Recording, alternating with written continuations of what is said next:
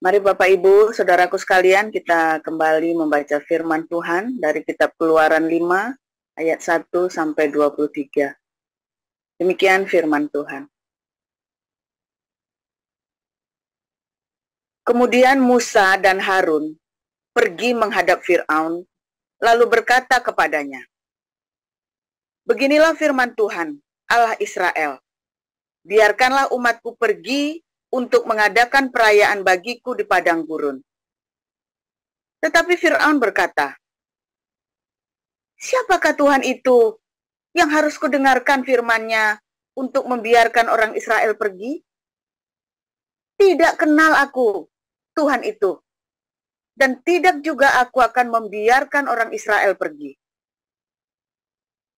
Lalu kata mereka, "Allah orang Ibrani telah menemui kami.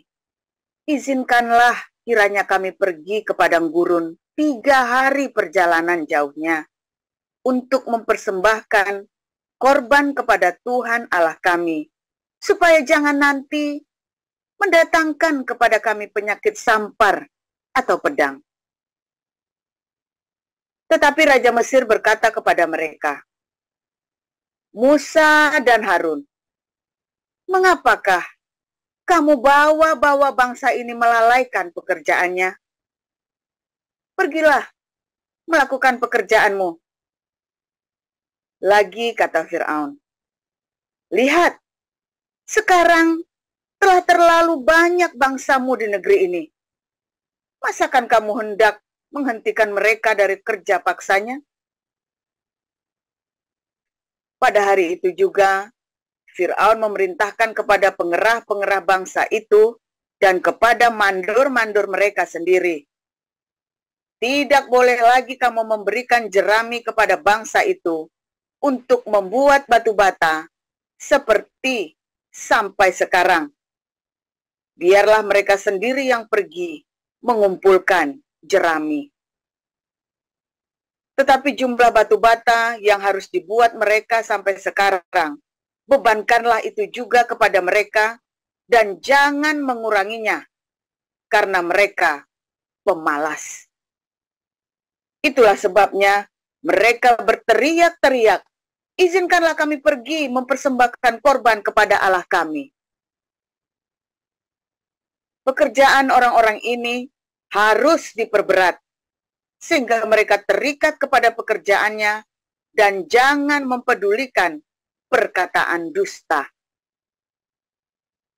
Maka para pengerah bangsa itu dan para mandornya pergi dan berkata kepada mereka, "Beginilah kata Fir'aun, aku tidak memberi jerami lagi kepadamu.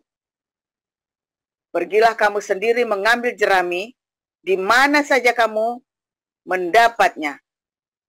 Tetapi pekerjaanmu sedikit pun tidak boleh kurang."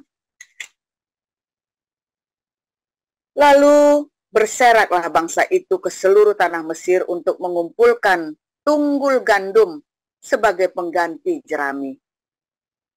Dan pengerah-pengerah itu mendesak mereka dengan berkata, "Selesaikan pekerjaanmu, yaitu tugas sehari, seperti pada waktu ada jerami." Lalu pengerah-pengerah Fir'aun memukul mandor-mandor Israel yang mereka angkat sambil bertanya, "Mengapakah kamu pada hari ini tidak menyelesaikan jumlah batu bata yang harus kamu buat seperti kemarin?" Sesudah itu, pergilah para mandor Israel kepada Fir'aun dan mengadukan halnya kepadanya. "Mengapakah tuanku berkata seperti itu terhadap hamba-hambamu ini?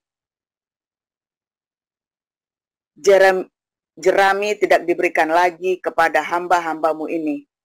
Tetapi walaupun begitu, kami diperintahkan buatlah batu bata. Dan dalam pada itu, hamba-hambamu ini dipukuli, padahal rakyat tuankulah yang bersalah." Tetapi ia berkata, "Pemalas kamu, pemalas. Itulah sebabnya kamu berkata, izinkanlah kami pergi mempersembahkan korban kepada Tuhan. Jadi sekarang, pergilah, bekerja. Jerami tidak akan diberikan lagi kepadamu, tetapi jumlah batu bata yang sama harus kamu serahkan. Maka mengertilah para mandur Israel bahwa mereka ada dalam keadaan susah, karena dikatakan kepada mereka, kamu tidak boleh mengurangi jumlah batu bata pada tiap-tiap hari. Waktu mereka meninggalkan Fir'aun, berjumpalah mereka dengan Musa dan Harun yang sedang menantikan mereka. Lalu mereka berkata kepadanya, kiranya Tuhan memperhatikan perbuatanmu dan menghukumkan kamu, karena kamu telah membusukkan nama kami kepada Fir'aun dan hamba-hambanya, dan dengan demikian kamu telah memberikan pisau kepada mereka untuk membunuh kami. Lalu Musa kembali menghadap Tuhan, katanya, Tuhan, mengapakah kau perlakukan umatmu ini begitu bengis? Mengapa pula aku yang kau utus? Sebab sejak aku pergi menghadap Fir'aun untuk berbicara atas namamu, dengan jahat diperlakukannya umat ini. Dan kau tidak melepaskan umatmu sama sekali. Tetapi Tuhan berfirman kepada Musa, sekarang engkau akan melihat apa yang akan kulakukan kepada Fir'aun. Sebab dipaksa oleh tangannya yang kuat, ia akan membiarkan mereka pergi.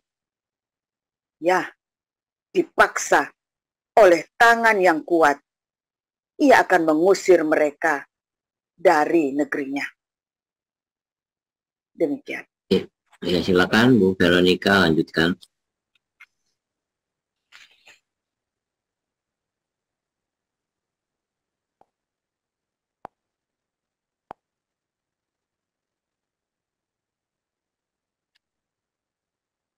Satu Korintus 2 ayat 1-16.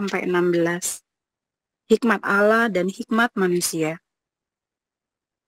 Demikianlah pula ketika aku datang kepadamu, saudara-saudara, aku tidak datang dengan kata-kata yang indah atau dengan hikmat untuk menyampaikan kesaksian Allah kepada kamu. Sebab aku telah memutuskan untuk tidak mengetahui apa-apa di antara kamu selain Yesus Kristus, yaitu Dia yang disalibkan. Aku juga telah datang kepadamu dalam kelemahan dan dengan sangat takut dan gentar. Baik perkataanku maupun pemberitaanku tidak kusampaikan dengan kata-kata hikmat yang meyakinkan, tetapi dengan keyakinan akan kekuatan roh, supaya iman kamu jangan bergantung pada hikmat manusia, tetapi pada kekuatan Allah. Sungguh pun demikian, kami memberitakan hikmat di kalangan mereka yang telah matang, yaitu hikmat yang bukan dari dunia ini, dan yang bukan dari penguasa-penguasa dunia ini, yaitu penguasa-penguasa yang akan ditiadakan. Tetapi yang kami beritakan ialah hikmat Allah yang tersembunyi dan rahasia, yang sebelum dunia dijadikan, telah disediakan Allah bagi kemuliaan kita. Tidak ada dari penguasa dunia ini yang mengenalnya, sebab kalau sekiranya mereka mengenalnya, mereka tidak menyalibkan Tuhan yang mulia.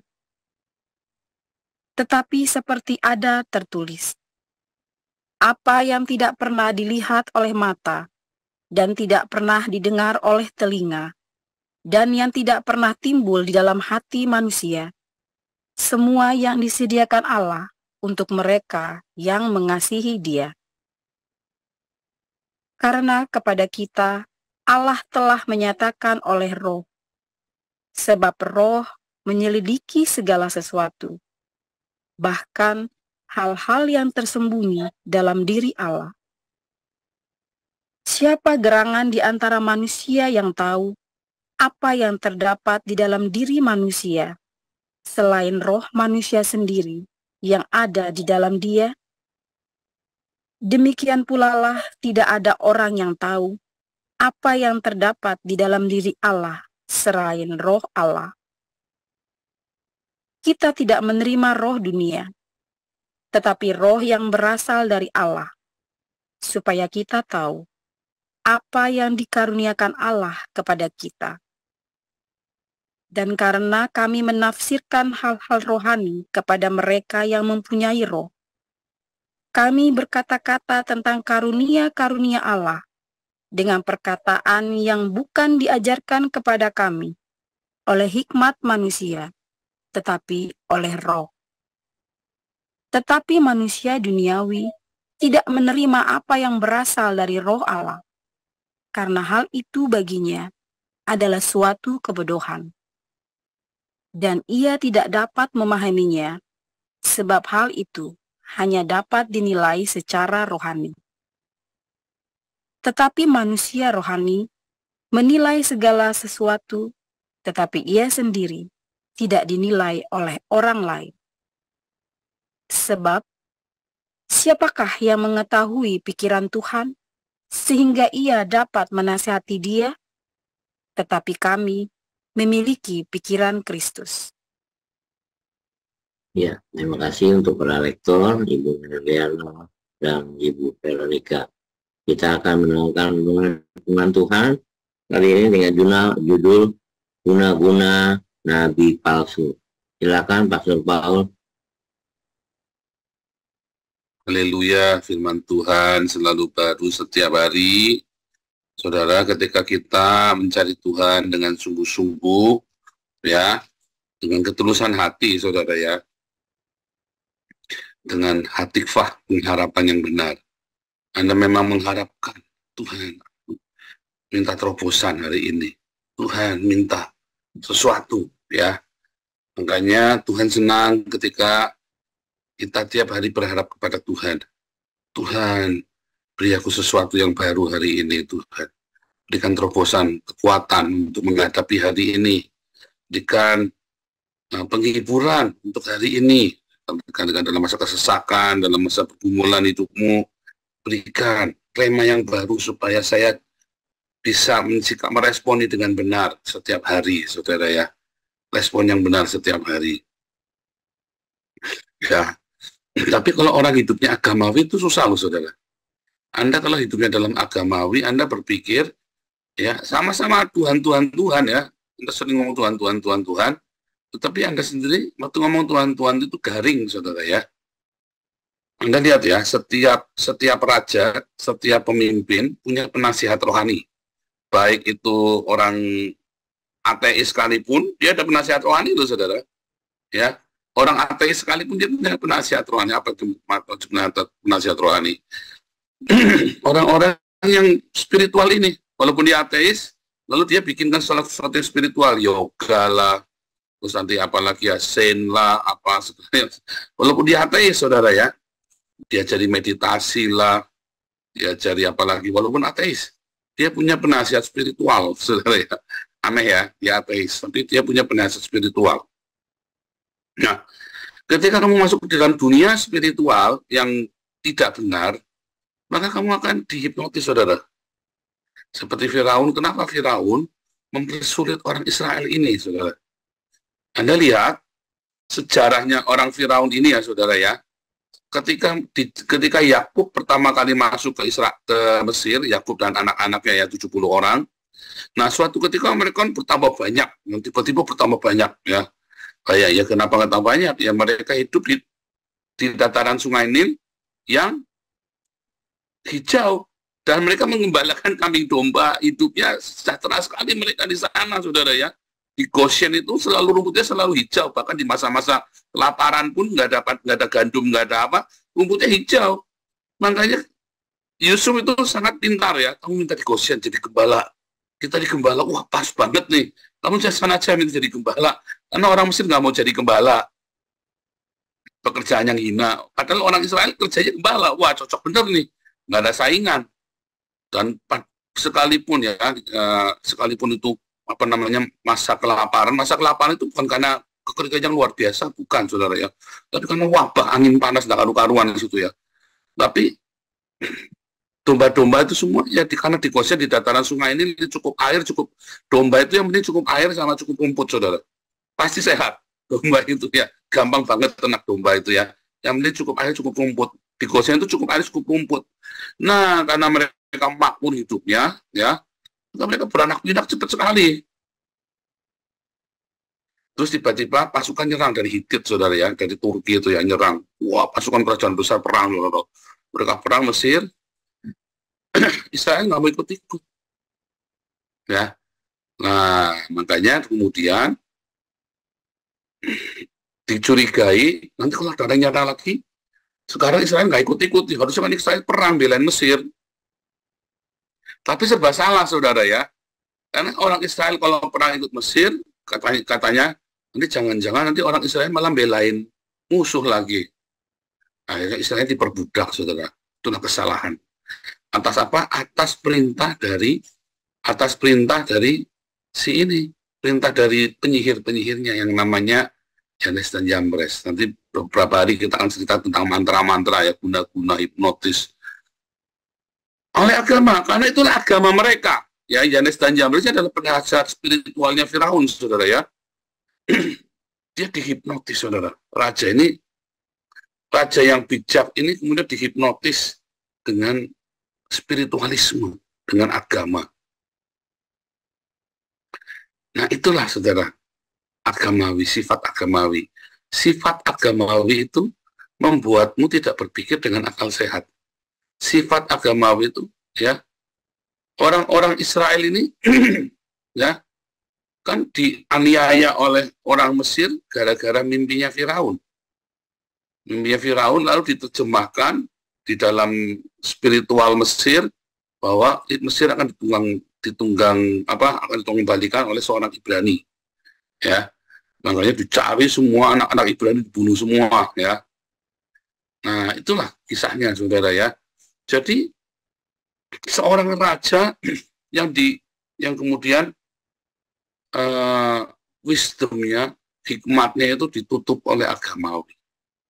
Anda lihat orang negara-negara yang agamanya kencang, saudara ya, negara-negara ini kan miskin ya, karena hikmatnya, kecerdasannya ditunggangi oleh agama. Hidup kita sehari-hari juga sama. Kalau kamu masih agamawi, ya, maka kecerdasanmu jadi berkurang. Karena kamu agamawi, dikit-dikit agama, dikit-dikit agama, dikit-dikit Tuhan, dikit-dikit Tuhan. Lupakan iya kita harus mengandalkan Tuhan. Mengandalkan Tuhan itu bukan dikit-dikit Tuhan. Ya, dikit-dikit Tuhan itu maksudnya begini ya. Nanti lata ya, aduh Tuhan Yesus. Dikit-dikit, aduh Tuhan Yesus.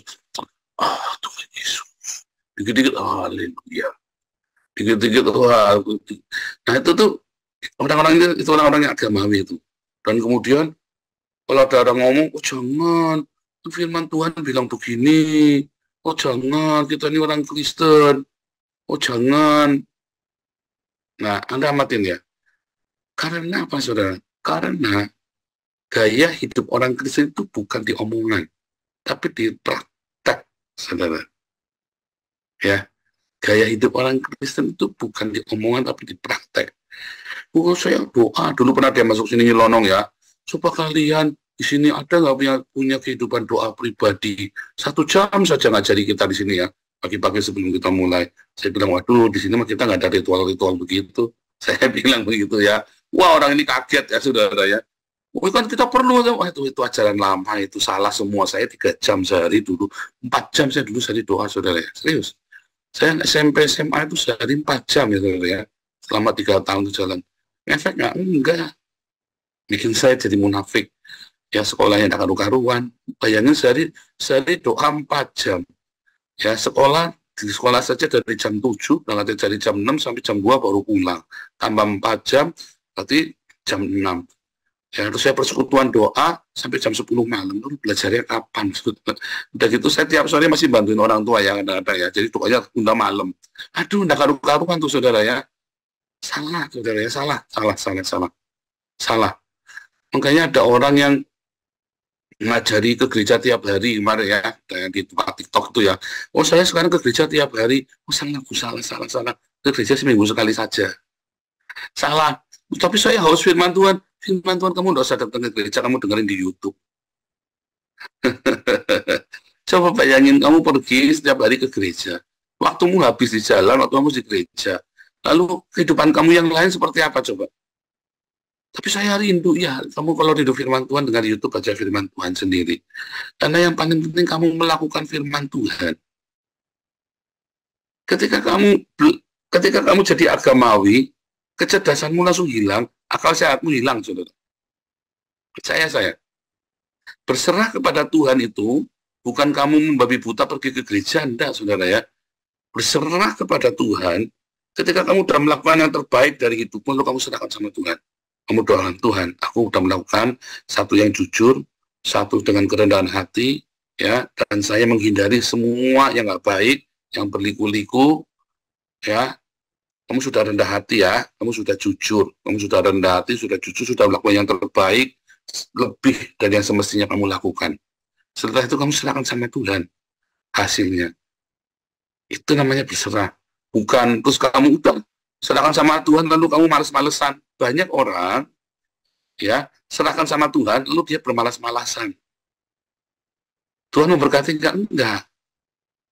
Banyak orang berpikir kalau kamu serahkan sama Tuhan tiap hari kamu berdoa, Tuhan akan memberkati kamu tanpa kamu harus bekerja. Itulah pikiran orang agamawi, saudara. Yang penting pelayanan di gereja. Yang penting berdoa. Kamu berdoanya berjam-jam, menikmati hadirat Tuhan. Nah, kemarin waktu di TikTok juga saya tanya ya, coba kamu definisinya menikmati hadirat Tuhan. Ya, kita nyanyi menyembah Tuhan di kamar, salah kamu. Hadirat Tuhan, waktu kita sambil jalan pun kita merasakan hadirat Tuhan. Kamu merasakan damai sejahtera, bahkan di dalam tekanan, di dalam fitnahan. Iya, begitu saya lepas, begitu saya nggak berdoa lagi, saya ketika difitnah saya jadi pemarah, nah itu berarti kamu delusi. Saya ulangi ya, kamu tiap hari menyembah Tuhan. Wah, pas menyembah Tuhan, terus kamu difitnah, untuk kamu menghadapi masalah, terus kamu senang, kamu berdoa lagi. Itu kan diajari di gereja kan begitu kan.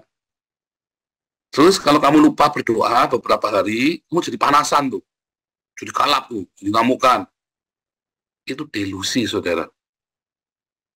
Itu kamu tidak merasakan hadirat Tuhan. Kamu itu ngawur, itu salah, saudara, ya nggak begitu. Saya dulu diajari juga begitu. Masuk kamar sembahyang, berdoa. Ya, 3 jam katanya Ishak Leo dulu kan. 4 jam sehari. Siapa yang doa 4 jam sehari? Pak Alex ya. Pak Ishak Leo itu 6 jam sehari. Pak Alex itu 4 jam sehari nyembah Tuhan. Saya dulu diajarnya begitu. Nah, ini wajah tetap panas, saudara ya. Saya sampai SMA tetap beringas, saudara ya. Tetap panasan saya. Saya baru tahu yang namanya hadirat Tuhan itu bukan seperti itu. Hadirat Tuhan itu, ya, karena kamu hidup memutuskan, ya, untuk menyerahkan. Bukan di kamar, saudara. Tahunya kamu sudah menyerahkan ketika kamu menghadapi. Kamu di kamar itu, ya, 1 jam paling lama, saudara. Pergumulan hidupmu, meditasi, kamu tenang, membaca firman Tuhan, luangkan waktu. Tapi jangan berlama-lama, kamu harus kerja. Makin lama kamu bersama dengan Tuhan, kamu kerjanya sedikit saja. Itu saya dulu diajarnya gitu. Salah, saudara ya. Kamu kerja di kamar, kamu 1 jam saja. Ya, baca firman Tuhan, kamu renungkan, ya, tiap malam, ya, kamu renungkan, atau tiap pagi, kamu ada waktu. Atau ya di dalam waktu kamu kesendirian, kamu kapan? Waktu setir mobil. Saya mah kalau setir mobil saya sambil dengarkan firman Tuhan ya, sambil nyembah Tuhan. Senantiasa itu yang namanya hadirat Tuhan, saudara ya, senantiasa. Bukannya berjam-jam di dalam kamar. Ya, bukannya berjam-jam di dalam kamar. Ada masanya kita retreat, ada masanya ya. Tetapi bukan tiap hari kamu berjam-jam, kan, saudara. Karena kekristenan adalah kehidupan kita. Bukan ritual yang kamu di dalam kamar itu, tetapi ketika kamu keluar, menghadapi orang, kamu merasakan hadirat Tuhan. Ketika kamu memutuskan, saya akan meresponnya dengan mengalah. Jadi kamu setiap hari pun, ya, menghadapi serangan-serangan itu, kamu bisa punya hati yang rela. Sehingga otakmu selalu sehat, waras. Ketika kamu dipenuhi dengan agama, ya, otak kamu nanti tidak waras, saudara. Kamu tidak tahu bagaimana harus bekerja, kamu tidak tahu bagaimana harus bertindak. Karena kamu dipenuhi dengan agama. Maunya shortcut, saudara ya. Orang yang dipenuhi dengan agama itu nggak tahan dengan proses. Ya, dia maunya shortcut tapi nggak dapat, lalu dia mencari pembenaran agama lagi. Jangan, ya. Kalau ada doamu, ya, nggak dijawab-jawab sama Tuhan, bisa jadi memang karena doamu yang salah. Ya, kamu berhenti, kamu introspeksi dulu. Ya. Kadang-kadang, ya, kita imani saja. Kayak kemarin ya, si Luka Tambunan masuk ke Zoom, masuk ke TikTok. Ada orang berdoa syafaat melihat Luka Tambunan pakai Rolls Royce. Sebentar. Memang di surga ada Rolls Royce. Saudara, Yesus aja naiknya awan-awan kok, ini pakai Rolls Royce, saudara. Yesus aja di awan-awan, ini pakai Rolls Royce, saudara, katanya. Sebentar. Itulah yang selama ini kita pikirkan, kan? Kenikmatan seperti itu. Oh, kita harus diberkati dengan kenikmatan, ya. Seperti Abraham, berkat Abraham. Sebentar, Yesus aja di dunia naiknya keledai. Nanti di surga datangnya naik awan. Di dunia naiknya keledai. Lah kamu mau naiknya Rolls Royce, saudara ya. Aduh, ini ada yang salah ini, saudara ya. Nah, kenapa? Karena kamu hidup dalam agamawi, saudara. Hiduplah di dalam kehidupan Tuhan Yesus. Ya. Kamu perlu baca Alkitab. Baca Alkitab kan perlu waktu, ya kan? Makanya saya bilang 1 jam, karena Tuhan Yesus kan bilang berjaga-jaga 1 jam. Karena baca Alkitab itu kan perlu waktu. Nggak mungkin kamu sambil setir mobil sambil baca Alkitab. Bisanya sambil setir mobil, kamu dengarkan Alkitab. Ya. Itu tips. Kalau kamu ditinggal di Jakarta, bangun jam 5 pagi, ya kan? Kamu sambil di jalan, kamu setel Alkitab audio, saudara. Terus sepanjang jalan atau setelah lagu rohani. Ya, setelah Alkitab dulu, kamu target berapa pasal. Ya, targetnya 1 pasal, atau 5 pasal. Kamu dengar sampai selesai. Kamu sambil dengarkan firman Tuhan, ya. Terus, kamu dengarkan lagu rohani, lagi di jalan. Supaya otak kamu itu semua, ya, ambience-nya itu semua dibawa, ya, kepada hal yang rohani. Itu kan hanya merefresh otak kita pagi-pagi semua, ya. Sehingga refleksmu ketika disalib gak sumpah serapah, ketika kamu dipotong jalan, nah, dan kamu hari-harimu pun jadi enak. Kalau kamu naik bis umum, ya tiap hari berangkatnya naik bis kota, naik transportasi umum, pakai headset, dengarkan Alkitab audio atau lagu rohani. Gitu ya. Waktu-waktu senggang, ya, penuhi hidup dengan sesuatu yang baik, yang positif, ya. Ya salah satunya lagu-lagu rohani, Alkitab. Kalau Anda dengarkan khotbah-khotbah yang baik, ya. Tapi ingat, jangan khotbah-khotbah yang menawarkan ini ya, menawarkan kemudahan hidup. Nggak ada hidup yang mudah. Hidup itu penuh dengan perjuangan. Ya, tetapi responmu yang tepat selalu saya bilang rendah hati, jujur, ya. Rendah hati, jujur, rajin, ya, kerja keras. Percaya saya, kamu akan berhasil. Kamu akan melewati masa-masa sulitmu. Jangan malas, saudara ya, harus bekerja. Banyak sekali orang sakitnya tidak seberapa, tapi malasnya minta ampun. Ya, nggak mau kerja dikit-dikit, nggak mau kerja dikit-dikit, nggak mau kerja. Duh, saudara, kerja itu enak. Ya, kalau kamu malas-malasan bingung, nanti tiba-tiba hidupmu berlalu tanpa karya, tanpa hasil, kamu bingung, nanti tiba-tiba kamu udah tua. Hidupmu cuma nunda-lundu situ terus ya. Bekerjalah, saudara, berkaryalah. Minimum sehari 6 jam. Diusahakan bisa 6-10 jam. Ya, jangan lebih dari 12 jam juga salah. Tapi kamu kurang dari 6 jam berarti nggak sehat juga.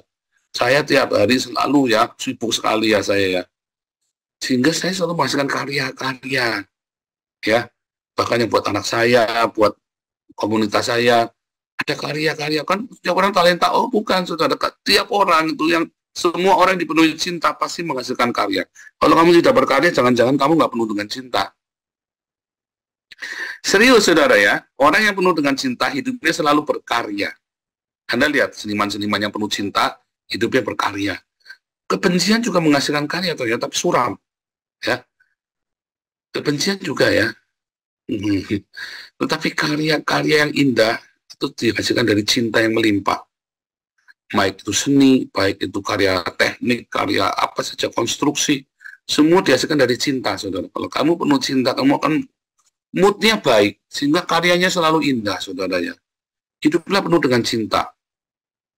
Kalau kamu nggak penuh dengan cinta, kreativitasmu akan berkurang, saudara. Ya. Jadi orang-orang yang agamawi ini kemudian ya dia akan seakan-akan mengenal Tuhannya. Dia kira dia kenal Tuhannya. Semua orang agamawi mengklaim dia punya hubungan yang intim dengan Tuhan. Ya kan? Coba di TikTok Anda ngikuti yang TikTok ya, judulnya live TikTok. Ya, selalu ya saya tulis TikTok, ada TikToknya. Semua orang-orang agamawi mengklaim dia punya hubungan yang intim dengan Tuhan. Lalu saya tanya, buahnya apa? Nol, saudara. Karena agamawi itu tidak menghasilkan buah. Ya, dulu sudah saya bilang, itu adalah masturbasi rohani. Intim, ginosko, intim, ya, selalu menghasilkan buah. Suami istri intim, ya punya anak. Kita cerita teori normal ya, bukan yang, wah dia mandul Pak ya, itu jangan cerita itu. Suami istri kalau intim pasti punya anak. Kalau nggak intim, ya masturbasi dia. Dia nggak punya anak. Ya, kalau kamu intim dengan Tuhan Yesus, pasti kamu punya buah hasil. Nah, itulah karya. Nah, tetapi ada orang yang hidupnya agamawi sekali, Tuhan, terus ngomongnya Tuhan, terus. Tapi Anda lihat ya, ini bullshit. Nggak ada buahnya. Nah, orang begini itu biasanya juga akan mencelakakan kamu, saudara. Ya, lihat aja Tuhan, terus ngomongannya ya. Makanya di rumah saya itu nggak ada simbol-simbol agama. Kenapa? Saya menghindarkan anak saya dari kehidupan agamawi. Saya ajari dia tentang doa-doa yang hidup, doa yang dari hati. Kehidupan pengikut Kristus yang benar-benar mengikut Kristus itu apa? Ya, ada pengampunan, ada berkat, ya kan? Kerendahan hati. Simpel sudah kita nyanyikan ya. Mengasihi, mengampuni, memberkati, ya, bersahaja dalam hidup setiap hari, ya kan? Hidup sederhana, ya, rendah hati, sudah kita nyanyikan, saudara. Makanya hiduplah selalu di dalam kehidupan Kristus. Kalau itulah yang disebut dengan keintiman. Kamu hidup bareng-bareng saya sama anak tiap hari jalan gandengan, hidup. Ya kan? Itulah keintiman, saudara. Ya. Berjalan. Kalau anak berhenti, saya berhenti. Kalau saya jalan, anak ikut jalan. Gantian, saudara ya. Saya pergi ke Bali, anak di Bali. Saya pergi ke Eropa, anak pergi ke Eropa. Itulah keintiman. Ya, artinya tiap hari berjalan di kehidupan sehari-hari kita.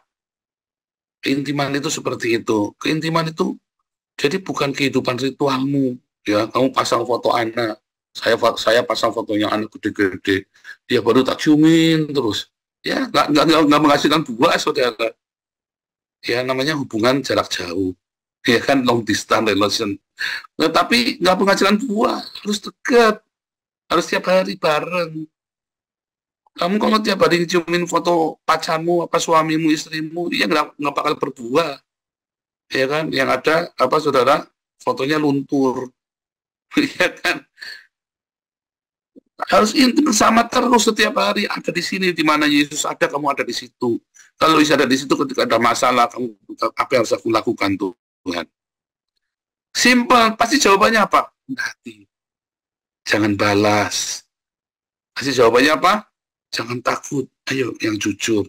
Ayo hidup sederhana. Begitu kamu hidupnya mewah-mewah, saya jamin kamu tidak intim sama Tuhan. Karena begitu harta, di mana hartamu berada, di situ hatimu ada.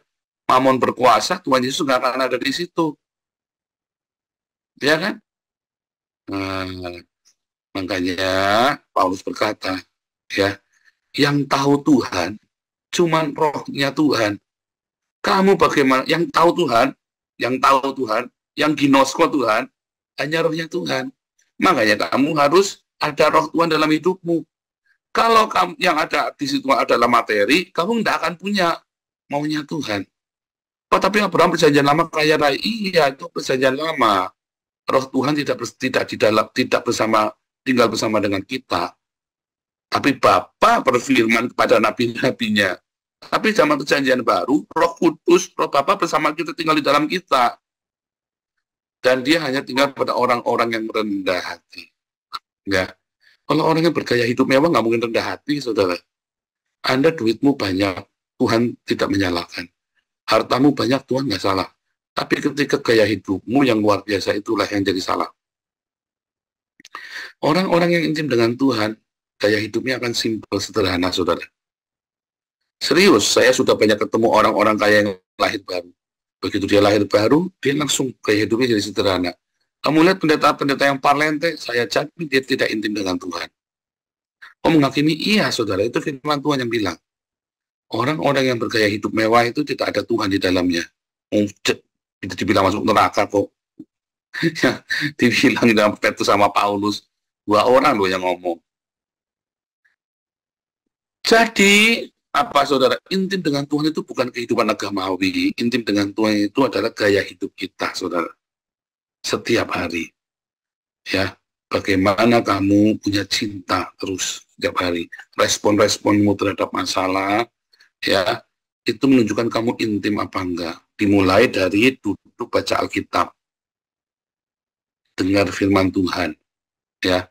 Tapi bukan berjam-jam cuma nongkrongin Alkitab, kecuali kamu lagi libur atau kamu ada janda duda sendirian, anakmu sudah tidak ada, semua kamu hidupnya sendirian, waktu-waktumu. Tapi kalau kamu masih muda, tetaplah bekerja, jangan jadi pertapa, jangan jadi petapa kamu di gua, ya, umur masih 40 tahun, kamu menduda menjanda, terus kamu tinggal di gua, mintanya dikasih sembako. Tidak boleh juga, kamu masih, yang namanya janda itu sudah di atas 60 tahun, katanya Paulus. Kalau kamu belum 60 tahun, ayo kerja. Di sini usia pensiun 67 tahun, saudara masih kerja. Ya, masih kerja. Semangat, ayo. Bantu dulu di yayasan. Bantu dulu, kerja. Ada banyak sekali yang bisa dilakukan di yayasan. Kita lagi cari orang ya banyak sebanyak mungkin ya. Karena dari kemarin yang pelayanan orang itu lagi ya. Jangan, kita mau sebanyak-banyaknya. Kantor kita luas ya. Kantornya gede banget, nggak ada yang ngisi, nggak ada orang datang gitu, saudara ya. Si Marcel sama si siapa namanya, Sanung sendirian. Ya, kasihan, kantor kita luas sekali, saudara ya, gede banget, dan nggak ada yang datang. Ayo, kita butuh pelayanan ya, untuk masuk ke Baduy, untuk pergi ke Kalimantan, pergi ke Mentawai, pergi kemana, aduh saudara, ayo, bergabunglah dengan Damar Kasih. Kalau kita nggak bisa tanam orang di sana, jadi orang di sini, dan kita bolak-balik pergi ke sana untuk mengawasi proyek-proyek kita. Anda yang pensiun dini, ayo bergabung. Anda yang masih muda-muda, belum bekerja, ayo bergabung. Ya gratisan dulu, melayani Tuhan. Tapi kan yang penting ongkos pergi ke sana dibayari. Tuhan Yesus memberkati.